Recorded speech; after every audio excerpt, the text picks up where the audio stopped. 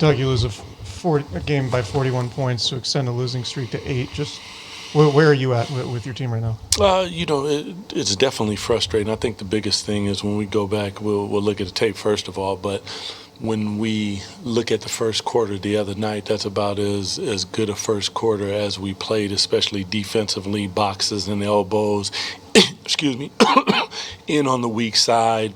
Guys were communicating and everything 24 hours later, similar to what happened to us with Atlanta. Young team just comes in. We have to find the ability to play the right way and play with a level of urgency, sense of urgency and energy necessary to win games on a night-to-night basis. And it's an absolute must. There's a frustration. This isn't. These are bad feelings. You don't like them, but we know that there's a process that we are going through to get to where we want to go. Really happy with the young guys. Good to see Keegan back out there trying to find his way and his win through his injury. That was huge for him, but. We'll go back, we'll look at the tape. We're going to continue to coach them, and we're going to continue to coach them to a style of basketball that is Sacramento Kings basketball, period. You talk about the process, and you have a lot of very accomplished veterans on this team.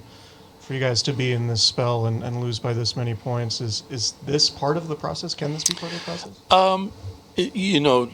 Veterans in that regard, yeah. I mean, we have a lot, but on back-to-backs and different things, like we have to find a way, and they have to, lead. That's my job as well, to make sure that we are ready to play. I think that the game plan was good. We was ready to execute it. They came out, punched us in the mouth, and we didn't respond the way that we need to respond. But down this process it's a painful thing to go through. Neek is out there. We're going with Max. We're looking at what Max does. Keegan is coming back. Like, those things they're difficult to all put together when you look at the totality of what we've been dealing with this season. But it's a reality in the NBA, and you just have to figure it out. I know you've talked a lot about defense and physicality. For them to have, I think it was 42 assists and just 7 turnovers. I mean, are you at all worried that your messaging on defense is not getting through to your guys? No, because if you look at playing the world champs in the first quarter, go back and look at that. Everybody was physical and handsy, and everything that we talk about on the defensive end. That was 24 hours ago. So you come back, and whether that's loss of focus or whatever it is, you have to stay true to what it is. You can't just drop the rope and not do the same things that got you in the position on the road in OKC to get yourself a victory. What is giving you confidence, I guess, that this team can bounce back and end this streak and start playing better basketball?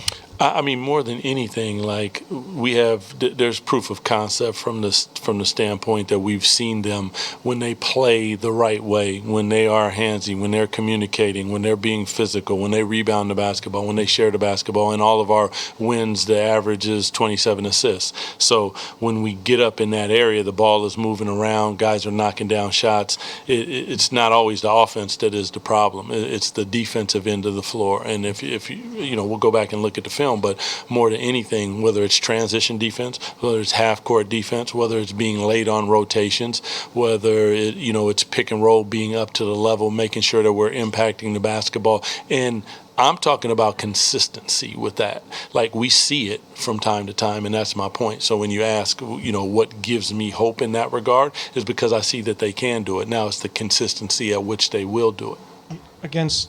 After the Atlanta game, you were very passionate in how you spoke about your team and how they played. You guys lose by 41 tonight, and it seems like you have a different mindset. Could you just explain where you're at on that front? No, I mean, it's not where you just continue to go down that hole. They know the message. I mean, what I'm saying to you isn't necessarily what I said to them, but you're not in the locker room, so that's not privy to everybody. But, we know that, Domas is out, Keegan's just coming back. There's a lot of different things that have transpired that we're trying to work through on the fly. It's not an excuse, it's just a reality of what it is. But at the same time, when you look at us and then we go on the road, we play good basketball, we play a really good quarter, we play a really good 2 quarters, we know that it is there. Now, how are you guys going to be consistent? And part of that is the accountability for each other, holding each other accountable out there on a night-to-night basis. Cool. Thanks, CC. Appreciate y'all.